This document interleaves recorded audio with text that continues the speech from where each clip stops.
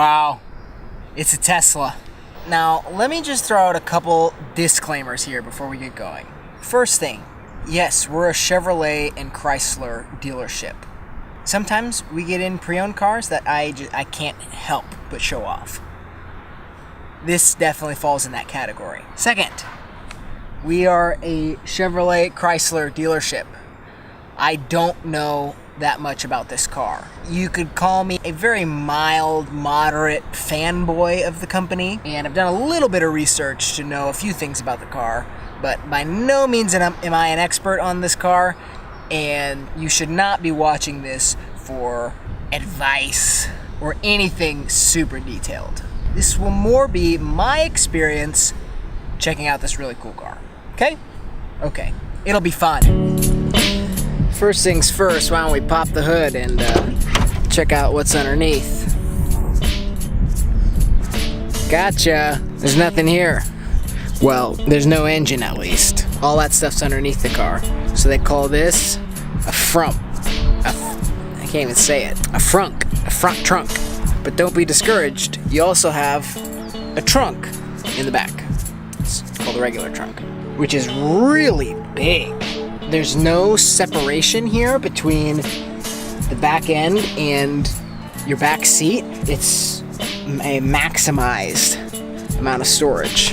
There is a big subwoofer back here, so that's a little strange to set things on top of, but I'm sure you can figure out all kinds of workarounds. Since they've taken out what could possibly be called unnecessary material, it also means you can reach back into the trunk from the second row, which as a passenger, you have a very, very generous amount of room back here. It's just a light.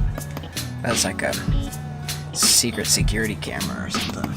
Here is the main event, the glorious driver's seat, which by the way, you feel super cool before you even get in. When you're driving and you've got the car locked, look right here, the handles are recessed into the side of the door. But then you come up here, press on it, holy cow, I'll do it again. So I locked it, went down, come up here, press on it, and pop out. Unbelievable. Then you get into the car and it's like it's already on.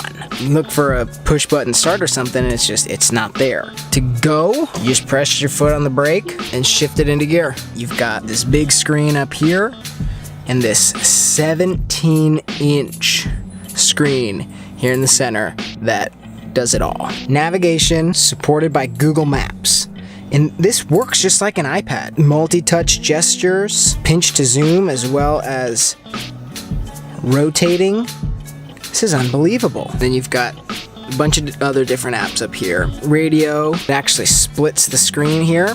So I've got the radio stuff up on this top half and the maps that I had open down there.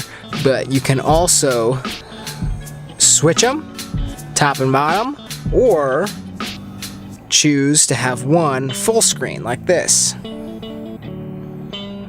Close it back down. That's our navigation we already saw.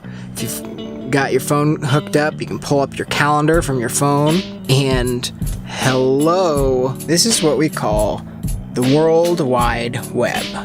This car has a fully functioning web browser. It really is an iPad. You have the option to pull up your rear camera view and just your regular Bluetooth phone pairing. Let's talk a little bit about the driving experience. As I said, this is the p85 version, actually a performance vehicle. This thing goes 0 to 60 in 4.2 seconds.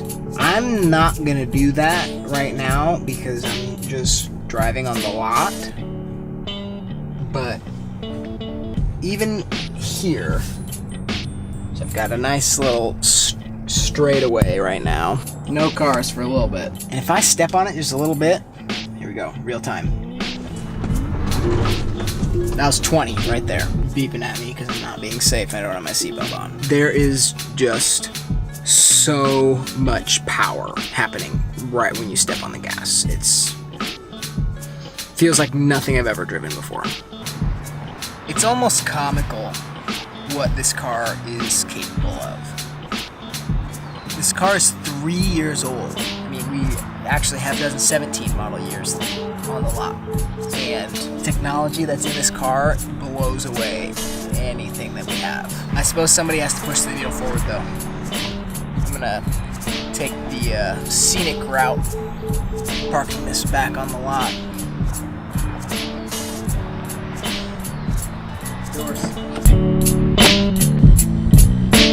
Doors.